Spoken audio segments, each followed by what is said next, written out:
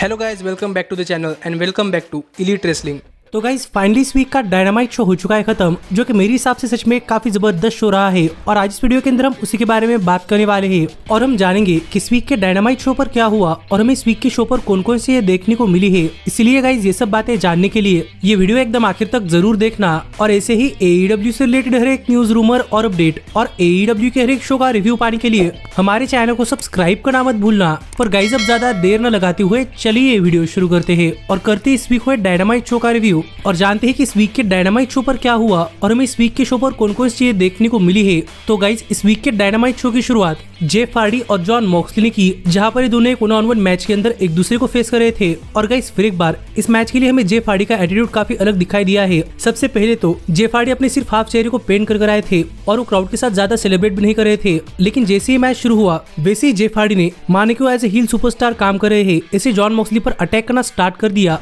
और एक के बाद एक जॉन मॉक्सली पर काफी बढ़िया मूव्स लगाए। लेकिन मॉक्सली के पास भी इसका जवाब था और मॉक्सली ने यहाँ पर जेफ हार्डी पर भी अच्छे खासे मूव्स की बारिश कर दी, जिस वजह से हमें यहाँ पर पहली बार जेफ हार्डी और जॉन मॉक्सली ये मैच देखने के लिए भी काफी मजा आया। और इस मैच के लिए हमने एक टाइम पर ये भी देखा कि यहाँ पर CMLL कंपनी के सुपरस्टार्स AEW के शोज पर रिंग साइड पर आकर खड़े हुए थे, जो कि यहाँ पर शो देख रहे थे। लेकिन जेफ हार्डी ने जॉन मॉक्सली को जानबूझकर उन पर ढकेला, जिससे कि यहाँ पर CMLL प्रमोशंस के स्टार्स और जॉन मॉक्सली के बीच में थोड़ी फार हाथापाई हुई, लेकिन इससे कोई डिस्क्वालिफिकेशन नहीं हुआ। और ये देखकर जॉन मॉक्सली ने जेफ हार्डी पर काफी ब्रूटली अटैक करना स्टार्ट कर दिया और एक टाइम के लिए एक पेन लेकर जेफ हार्डी के कानों के अंदर डाल दी, बिल्कुल उसी तरीके से जैसे कि रेंडी ने कुछ साल पहले किया था। और ये देखकर पता नहीं जेफ को क्या हुआ, पर जेफ ने इस मैच के अंदर मॉक्सली पर काफी खतरनाक अटैक करना स्टार्ट कर दिया, जिस बीच मॉक्सली पर अपना फिनिशर ट्विस्ट ऑफ फेट भी लगा दिया और स्वांटन बम के लिए जा ही रहे थे कि जॉन मॉक्सली ने इसे रिवर्स कर अपने सबमिशन यानी कि बुलडॉग चोक के अंदर कन्वर्ट कर लिया, जिस टाइम तक जेफ हार्डी पास आउट हो गए। और यहाँ पर जॉन मॉक्सली ने सबमिशन के सहारे ये मैच जीत लिया है, जो फिर एक बार मॉक्सली के लिए काफी बढ़िया विक्ट्री रही। और ये मैच जीतने के बाद फिर एक बार जॉन मॉक्सली जेफ हार्डी के साथ हैंडशेक कर एक स्पोर्ट्समैनशिप दिखाना चाहते थे, पर गाइस सरप्राइजिंगली जेफ हार्डी ने यहाँ पर जॉन मॉक्सली को ऐसे साइंस किए जो देखकर लग रहा है कि जेफ हार्डी के मानो जॉन मॉक्सली कह रहे हो एफ ऑफ। और ये देखकर मॉक्सली भी काफी सरप्राइज थे। और इसके बाद जेफ तो यहाँ चले गए, पर हमने देखा कि CMLL के स्टार्स जिन पर जॉन मॉक्सली जाकर टकराए थे, उन्होंने रिंग के अंदर आकर जॉन मॉक्सली पर अटैक करना स्टार्ट कर दिया। और गाइस इस वीक के शो पर उन्हें बचाने के लिए ब्लैकपूल कॉम्बैट क्लब भी नहीं था, जो देखकर मॉक्सली को बचाने के लिए सरप्राइजिंगली यहाँ पर AEW का रोस्टर आया और इन्हें देखकर CMLL के स्टार्स यहाँ से भाग गए। तो देखना पड़ेगा कि आगे इनके साथ क्या होता है, क्योंकि मुझे लग रहा है कि इससे AEW कंपनी कोई नई स्टोरी स्टार्ट करने वाली है। गाइस आगे बढ़ते हैं, लेकिन आगे बढ़ने से पहले मैं आपको बताना चाहूंगा कि AEW से रिलेटेड हर एक न्यूज, रूमर और अपडेट हमारे चैनल पर वीडियो आने से पहले जानने के लिए आप हमारे चैनल की वेबसाइट aewhindi.com को फॉलो कर सकते हैं, जहां पर डिस्क्रिप्शन के अंदर हमारे वेबसाइट की लिंक मिल जाएगी, जहां पर आपको AEW के हर एक न्यूज, रूमर और अपडेट हमारे चैनल पर वीडियो आने से पहले पता चलती है। लेकिन इसके साथ ही अगर आप इंडिया के अंदर AEW और WWE स्टार्स के मर्चेंडाइज भी खरीदना चाहते हैं, तो आपको डिस्क्रिप्शन में दी गई लिंक के ऊपर शॉप AEW इंडिया और शॉप WWE इंडिया की भी लिंक मिल जाएगी, जहाँ से आप AEW और WWE दोनों ही कंपनी के सुपरस्टार्स की टी-शर्ट इंडिया के अंदर खरीद सकते हैं, जो कि हमारी ऑथेंटिक मर्चेंडाइज है। और इस पर एक्स्ट्रा इन्फॉर्मेशन पाने के लिए आप ऊपर आए कार्ड के ऊपर क्लिक कर ये वीडियो चेकआउट कर सकते हैं। और ये वीडियोस काफी पुराने हैं, इसीलिए अगर आपको इन वीडियोस के अंदर मेरे बात करने का तरीका थोड़ा सा अजीब लगता है तो उसके लिए सॉरी। पर इसके बाद हमें डायनामाइट शो पर हैंगमैन एडम पेज एक 1-on-1 मैच के अंदर टोंगा लियोना को फेस करते हुए दिखाई दिए। और गाइस मैच की शुरुआत से ही हैंगमैन पेज टोंगा लियोना को जरा भी ओपनिंग ना देते हुए उन पर काफी तगड़ा अटैक करने के लिए गए, पर हैंगमैन पेज के किसी भी अटैक का टोंगा लियोना पर कोई असर ही नहीं हो रहा था और उन्होंने हैंगमैन पेज पर काफी जोरदार तरीके से अटैक करना स्टार्ट कर दिया और हैंगमैन पेज को उठा कर फेंकना स्टार्ट कर दिया, जो देखकर पहली बार हैंगमैन पेज किसी मैच के अंदर रसल करने के लिए स्ट्रगल करते हुए दिखाई दिए। और यहाँ पर टोंगा लियोना हैंगमैन पेज के हर एक मूव को रिवर्स कर देते, जो देखकर पूरा का पूरा क्राउड हैंगमैन को इस मैच के अंदर कमबैक करने के लिए काफी सपोर्ट कर रहा था। लेकिन ऐसे में ही हैंगमैन पेज काफी बार इस मैच के अंदर टोंगा लियोना को उठाकर फेंकने के लिए जा रहे थे, जिसके अंदर वो काफी बार फेल हुए। लेकिन आखिरकार टोंगा लियोना के मूव्स रिवर्स कर हैंगमैन पेज टोंगा लियोना पर बकशॉट लैरिएट लगाने के लिए गए, जिसे कि टोंगा लियोना ने एक समोन ड्रॉप के अंदर कन्वर्ट कर लिया। लेकिन हैंगमैन पेज ने अपनी चालाकी का इस्तेमाल कर इस समोन ड्रॉप को ही एक रोल अप पिन के अंदर कन्वर्ट कर लिया, जो टोंगा लियोना समझ नहीं पाए और हैंगमैन पेज ने ये मैच जीत लिया है, जिससे कि टोंगा लियोना की अनडिफिटेड स्ट्रीक भी ब्रेक हो चुकी है। और इस चीज से गुस्सा होकर टोंगा लियोना हैंगमैन पेज पर अटैक करने के बारे में सोच रहे थे, पर हैंगमैन पेज स्टील चेयर लेकर खड़े रहे, जिससे कि टोंगा लियोना रिंग के अंदर नहीं गए। तो देखने के लिए मजा आने वाला था कि आगे क्या होता है। पर इसके बाद में शो पर दिखाया गया कि इस वीक के शो के लिए भी यंग बक्स काफी लेट आए थे और यहाँ पर फिर एक बार जब क्रू ने यंग बक्स को उनकी स्क्रिप्ट दी तो उसने यंग बक्स को फिर एक बार निक और मैट जैक्सन कहकर बुलाया और इस चीज से यंग बक्स फिर एक बार गुस्सा हो गए और उन्होंने कहा कि उन्हें निकोलस और मैथ्यू जैक्सन कहकर बुलाया, पर लोग ये बात नहीं समझ रहे, इसलिए उन्हें $500 का फाइन लगेगा, जो कहकर निक जैक्सन तो यहाँ चले गए। लेकिन यहाँ पर मैट जैक्सन को देखकर लग रहा था कि मैट जैक्सन यहाँ पर संभाल लेंगे, पर मैट जैक्सन ने कहा कि निक आजकल थोड़ा फॉर गुस्सा हो रहा है, लेकिन वो शो खत्म होने से पहले अपना फाइन भर दे, जो कहकर मैट जैक्सन भी यहाँ चले गए। और इससे हम समझ रहे हैं कि यंग बक्स किस तरीके से अपने पावर का अब्यूज कर रहे हैं। लेकिन इसके बाद में शो पर वार्डलो एक 1-on-1 मैच के अंदर कमांडर को फेस करते हुए दिखाई दिए और गाइस फिर एक बार वार्डलो ने इस मैच के अंदर कमांडर पर काफी तगड़ा अटैक करना स्टार्ट कर दिया और वार्डलो कमांडर को उठा कर फेंक रहे थे। और एक टाइम के लिए तो हमने देखा कि वार्डलो टाइटनट्रॉन स्क्रीन पर अपने आप को देखकर काफी फ्लेक्स कर रहे थे,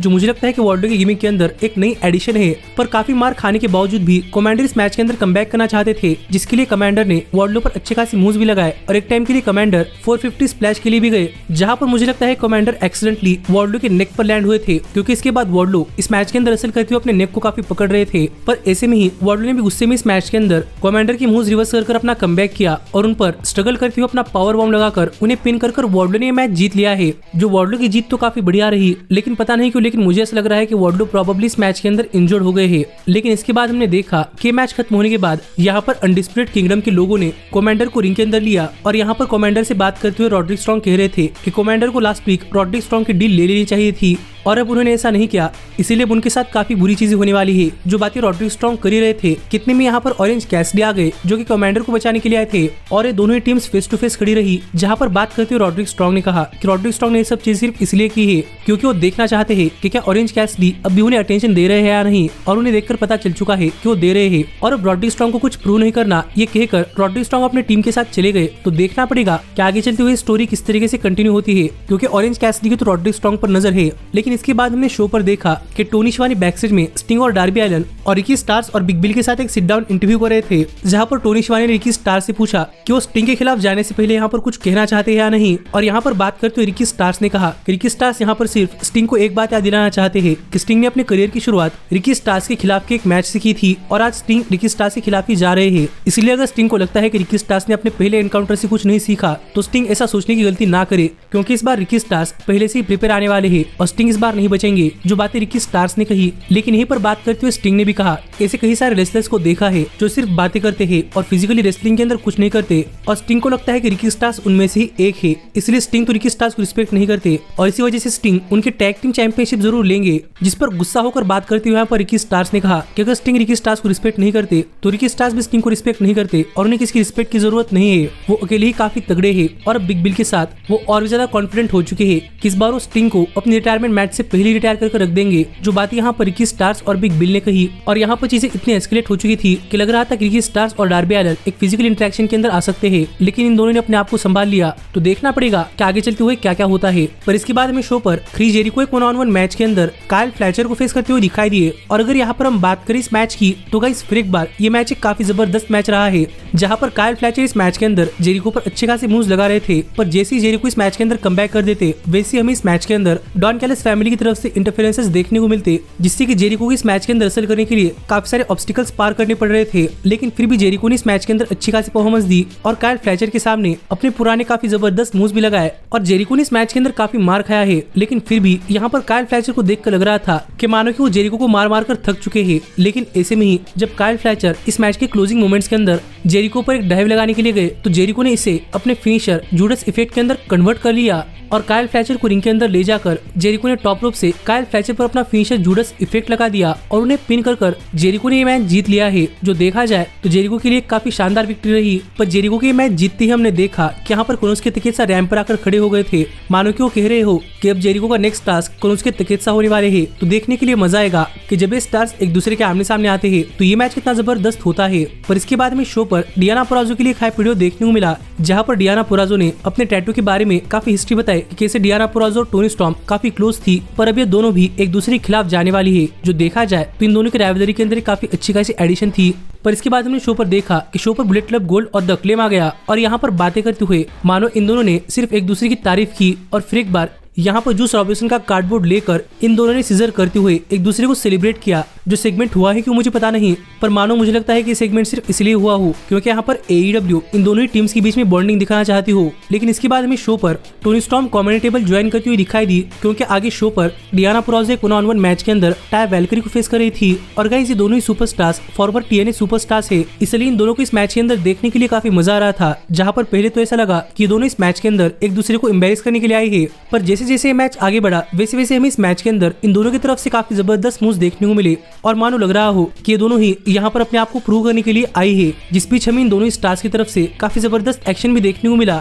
और पता नहीं क्यों लेकिन इस मैच के अंदर जॉनी रेसलिंग नाम के चैंट्स हो रहे थे, जो देखा जाए तो काफी वियर्ड है। लेकिन इसी मैच के क्लोजिंग मोमेंट्स पर हमने देखा कि डियाना पुराज़ो ने टाया वैल्करी को कॉमेडी टीम पर बैठे हुए टोनी स्टॉर्म पर फेंक दिया, जिससे कि टोनी स्टॉर्म काफी गुस्सा हुई। पर इसके बाद टाया वैल्करी को रिंग के अंदर ले जाकर उन पर अपना सबमिशन लगा दिया, जिससे कि डियाना पुराज़ो ने यह मैच सबमिशन के सहारे जीत लिया है। और ये देखकर फिर एक बार टोनी स्टॉर्म काफी गुस्सा हुई। तो देखना पड़ेगा कि जब ये दोनों सुपरस्टार्स एक्शन के अंदर एक दूसरे के आमने सामने आते हैं तो यहाँ पर ये मैच इतना जबरदस्त होता है। लेकिन इसके बाद हमने देखा कि रेने पिकेट बैकस्टेज में डार्बी एलन का इंटरव्यू ले रही थी और यहाँ पर रेने पिकेट ने डार्बी एलन से कहा कि यंग बक्स डार्बी एलन से कुछ कहना चाहते हैं, इसलिए रेने पिकेट ने यहाँ पर डार्बी एलन को बुलाया है। जिसके बाद हमने देखा कि यहाँ पर यंग बक्स आ गए और यहाँ पर डार्बी एलन से बात करते हुए यंग बक्स ने कहा कि यंग बक्स डार्बी एलन को देखकर काफी खुश है, क्योंकि डार्बी एलन AEW ओरिजिनल है। लेकिन क्या डार्बी समझ पा रहे हैं कि AEW ओरिजिनल होने के बावजूद भी स्टिंग डार्बी एलन का सहारा लेकर डार्बी एलन से काफी ज्यादा पैसे कमा रहे हैं। और क्या डार्बी को यह देखकर गुस्सा नहीं आता, जो कहकर मानो कि यहाँ पर यंग बक्स डार्बी को स्टिंग के खिलाफ भड़का रहे हो। लेकिन डार्बी ने कहा कि डार्बी को इस चीज से कुछ फर्क नहीं पड़ता और डार्बी अब भी यंग बक्स की तरफ फोकस नहीं करना चाहते। यंग बक्स से पहले वो अपने टैग टीम चैंपियनशिप की तरफ देखना चाहते हैं। जो बातें कहकर डार्बी एलन यहाँ चले गए और यहाँ पर बात करते हुए यंग बक्स ने कहा कि डार्बी एलन का अटेंशन पाने के लिए उन्हें कुछ ना कुछ करना पड़ेगा। तो देखना पड़ेगा कि इसके लिए यंग बक्स क्या करते हैं। पर इस सब के बाद फाइनली यहाँ पर टाइम हो चुका था शो के मेन इवेंट का, जहाँ पर हमें समोआ जो इस मेन इवेंट मैच के लिए कमेंटेटिव टेबल ज्वाइन करते हुए दिखाई दिए। और यहाँ पर हमें शो के मेन इवेंट के अंदर स्वर्व स्ट्रिकलैंड एक 1-on-1 मैच के अंदर एक मिस्ट्री अपोनेंट को फेस करते हुए दिखाई दिए, जो कोई और नहीं बल्कि रॉब वैन डैम थे। और जैसे ही रॉब वैन डैम इस मैच के लिए आए तो स्वर्व को देखकर हम समझ सकते थे कि मानो कि स्वर्व यहाँ पर RVD को देखकर काफी सरप्राइज हो। पर यहीं पर हमने टाइटलट्रॉन स्क्रीन पर देखा कि हैंगमैन पेज ने यहाँ पर आकर बातें करते हुए कहा कि हैंगमैन को लगता है कि स्वर्व ने कभी डीलर्स चॉइस मैच का कोई कॉन्टेक्ट ठीक से नहीं पढ़ा, क्योंकि डीलर्स चॉइस मैच के अंदर आपके अपोनेंट के लिए रेसलर चूज करने का मौका मिलता है, बल्कि इसके साथ ही आपको मैच की स्टिपुलेशन भी चूज करने का मौका मिलता है। और यहाँ पर हैंगमैन पेज ने स्वर्व के मैच के लिए एक हार्डकोर मैच स्टिपुलेशन चूज कर ली है, जो बातें हैंगमैन पेज ने कही। और ये देखकर स्वर्व काफी गुस्सा हो गए, क्योंकि अभी मैच एक हार्डकोर मैच होने वाला था। और जैसे ही स्वर्व पीछे मुड़े वैसे ही हमने देखा कि RVD ने स्टील चेयर से स्वर्व पर अटैक करना स्टार्ट कर दिया। और ऐसे ही मैच शुरू हुआ, जहां पर हमने देखा कि RVD फिर एक बार स्वर्व पर काफी तगड़ा अटैक कर रहे थे। और RVD को देखकर ऐसा लग ही नहीं रहा था कि RVD इस एज के अंदर भी परफॉर्म करते हुए अपने किसी मूव्स को मिस कर रहे हैं। उनकी इस मैच के अंदर परफॉर्मेंस काफी जबरदस्त रही और पूरा का पूरा क्राउड भी RVD को यू स्टिल गॉट इट के चैंट्स कर रहा था। और फिर एक बार RVD की पुरानी मूव्स देखकर काफी मजा आ गया और RVD ने मोस्टली इस मैच के अंदर डोमिनेट किया। और ये देखकर ही एक टाइम के लिए ब्रायन केज ने यहाँ पर आकर RVD पर अटैक करना स्टार्ट कर दिया, जो देखकर ब्रायन केज को रोकने के लिए यहाँ पर हुक आ गए और हुक ने स्टील चेयर से ब्रायन केज पर अटैक करना स्टार्ट कर दिया। और ये दोनों फाइट करते करते बैकस्टेज गए और इस डिस्ट्रैक्शन का फायदा उठाकर स्वर्व ने RVD पर अच्छे खासे मूव्स लगाए और आखिरकार स्वर्व RVD पर अपना फिनिशर लगाने के लिए गए, पर RVD ने इसे रिवर्स कर स्वर्व को टेबल के थ्रू फेंक दिया, जो इस मैच की काफी बढ़िया मोमेंट रही। और यहीं पर RVD स्वर्व पर 5 स्टार फ्रॉग स्लैश लगाने के लिए गए, पर स्वर्व ने इसे रिवर्स कर RVD पर अपना फिनिशर स्वर्व स्टॉम्प लगा दिया और उन्हें पिन कर स्वर्व ने यह मैच जीत लिया है। जो देखा जाए तो फिर एक बार स्वर्व के लिए एक काफी बढ़िया विक्ट्री रही और स्वर्व को यह मैच जीतता हुआ देख समोआ जो भी काफी खुश नहीं थे। लेकिन इतने में हमने देखा कि हैंगमैन पेज यहाँ पर आ गए और यहाँ पर स्वर्व से बात करते हुए हैंगमैन पेज ने कहा कि हैंगमैन पेज को लगता है कि स्वर्व और हैंगमैन ये दोनों अपना मैच जीत कर ही रहेंगे और इन्हें कोई नहीं हरा सकता,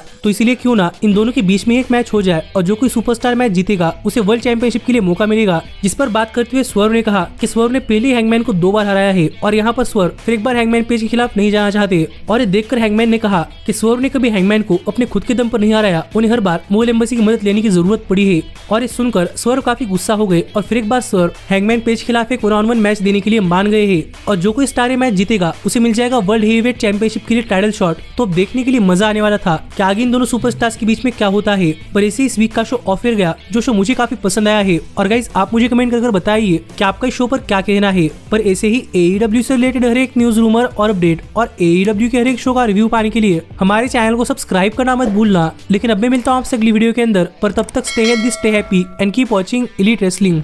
Hey, did you like that video? Click the screen for more. And where do you think you're going. Check out our official merchandise page and to support the entire cast. And thanks so much for being the elite. The elite, the elite. What, Nick, you're not going to sing it all with me this time?